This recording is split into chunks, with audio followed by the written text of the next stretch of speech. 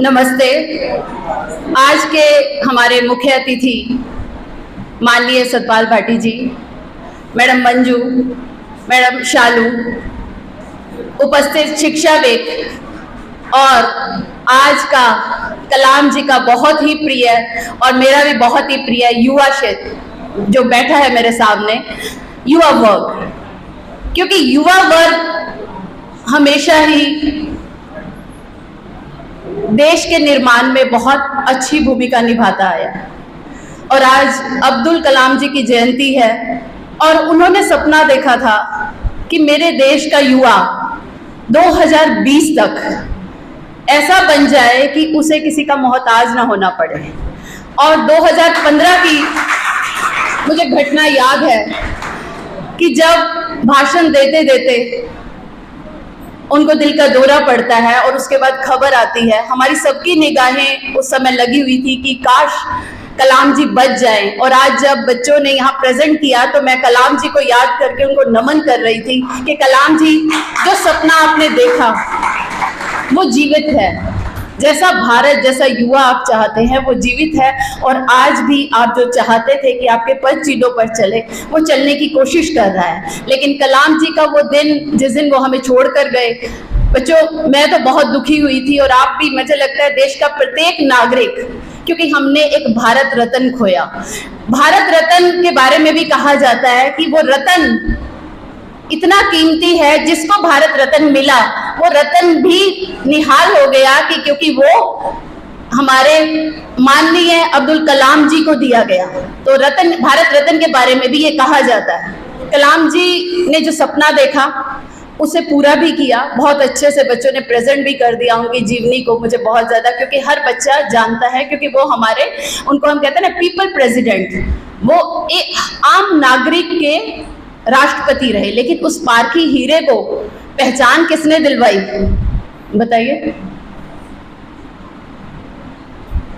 Scientist तो थे, वो वैज्ञानिक थे, बहुत सारे वैज्ञानिक हैं, लेकिन उस वैज्ञानिक को राष्ट्रपति किसने बनाया?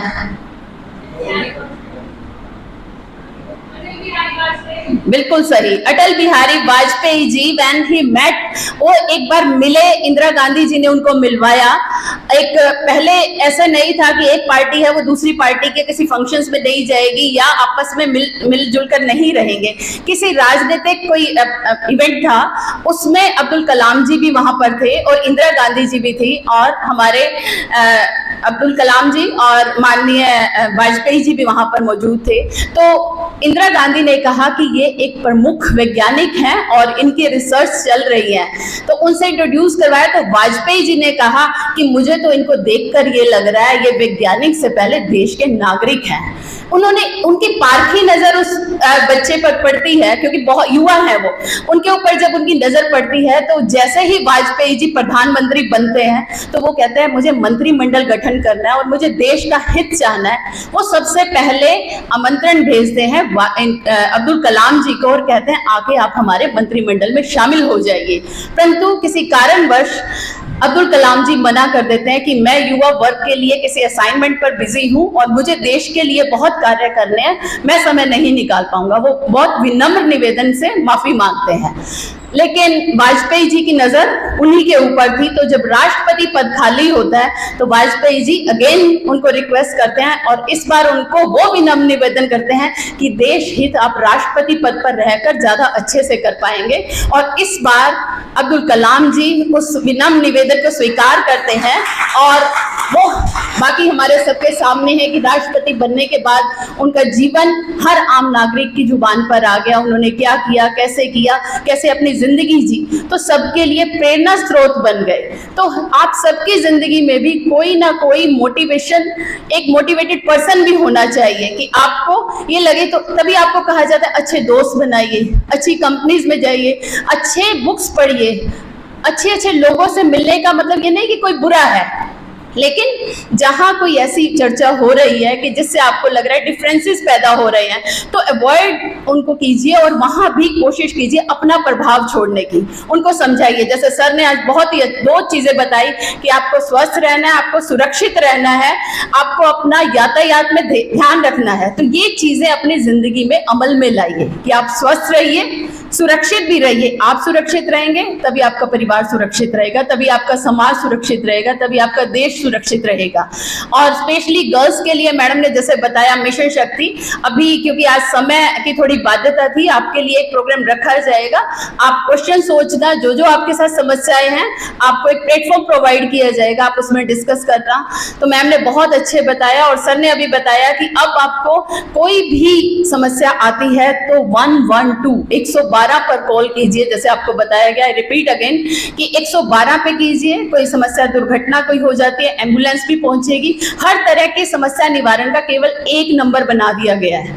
कोई वैसे झगड़ा होता है तब आप 112 पर कॉल कर सकते हैं। कोई भी समस्या, किसी भी दुर्घटना होती है, कोई आपके साथ कोई हादसा हो जाता है, आप अकेले हैं, आप सोचते हैं मैं परिवार को भी नहीं इन्वॉल्व कर सकता, अभी मैं कॉलेज भी नहीं बता सकता अपने फ्रेंड सर्कल में, तो सबसे पहले याद रखिए 112 पर कॉल कीजिए, क्योंकि आपके पास सबसे पहले सुविधा पहुंच जाएगी।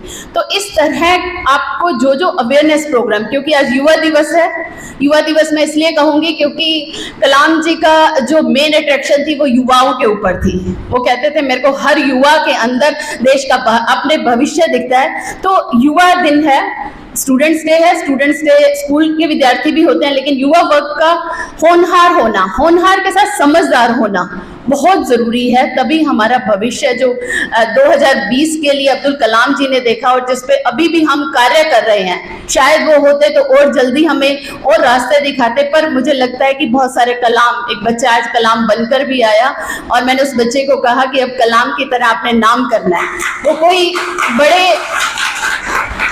बहुत, कलाम जी के पास बहुत सुख सुविधाएं नहीं थी, आप सबने पढ़ा हुआ है, उनकी किताबें भी पढ़िए बच्चों, उनकी बुक्स बहुत अच्छी हैं, एक चैप्टर डेली पढ़िए। हर किताब के अंदर उन्होंने कि युवा को क्या करना है, और उन्होंने हर किताब के अंदर लिखा है कि मैं ये शेयर इसलिए कर रहा हूँ अपनी जीवनी ताकि युवा इंस्पायर हो सके। एक छोटी सी और बात मेरे को याद आ गई, वो मैं जरूर शेयर करूंगी। अब्दुल कलाम जी एक बार 50,000 बच्चों से उन्होंने मिलने का मिशन बनाया कि मेरे को 50,000 स्टूडेंट से मिलना है, मीटिंग करनी है। तो वो एक ही क्वेश्चन करते थे कि हमारा सबसे बड़ा शत्रु कौन है, हु इज आवर एनिमी। तो सबसे बिग एनिमी कौन है, तो बच्चे कोई कुछ आंसर देता था, कोई कुछ आंसर देता था, बहुत सारे आंसर्स उनके पास कलेक्टिव हो जाते थे। तो एक बार एक बच्ची ने आंसर दिया उनको, एक लड़की ने, उसने बोला कि हमारा सबसे बड़ा शत्रु गरीबी है। और वहीं से कलाम जी ने कहा कि उस बच्ची ने मुझे डायरेक्शन दी और मैंने मिशन लिया कि मैं अपने देश का कोई व्यक्ति गरीब नहीं रहने दूंगा। मैं वो पहले से ही अपनी जिंदगी बहुत सिंपल जीते थे, उन्होंने और डोनेट करना शुरू कर दिया, जो उनकी अपनी पर्सनल चीजें थी उनको भी डोनेट की, मेरे देश का कोई भी बच्चा गरीब नहीं रहे। और पहले ऐसे प्रेसिडेंट कहें या राजनीतिक, क्योंकि राजनीति में थे, तो प्रेसिडेंट ऐसे व्यक्तित्व जिसके पास कोई भी बैलेंस नहीं, उनके पास मात्र 6 जोड़ी शर्ट, 3 जोड़ी या 4 जोड़ी पैंट और एक उनकी 2400 या 2200 किताबें जो उनको धरोहर थी, ये उनके पास मिला। बाकी कोई बैंक बैलेंस नहीं। उन्होंने कहा जब मेरा सरकार खर्चा उठा रही है प्रेसिडेंट बनने के बाद, तो मुझे किसी भी तरह की क्या जरूरत है कुछ जोड़ने की। उन्होंने सारी चीजें दान कर दी, एनजीओज को दान कर दी, कुछ और चीजें दान कर दी। तो बहुत कुछ है उनके व्यक्तित्व में सीखने के लिए। आप उनकी ऑटोबायोग्राफी पढ़िए, एक उनकी है विंग्स ऑफ फायर, वो पढ़िए। इग्नाइट माइंड्स बहुत अच्छी उन्होंने युवाओं के लिए लिखी है, अगर किसी ने पढ़नी है तो मेरे से भी ले सकता है, अगर किसी की इच्छा है, क्योंकि मेरे पास उनकी कुछ बुक्स हैं। तो आप उनको पढ़िए और उनको समझने की कोशिश कीजिए। हर चैप्टर के अंदर उन्होंने युवाओं को प्रेरित किया है। बार बार वो यही कहते हैं कि मेरी जिंदगी से कुछ सीखिए। एक छोटा सा वाक्य और कह के मैं बात खत्म करूंगी।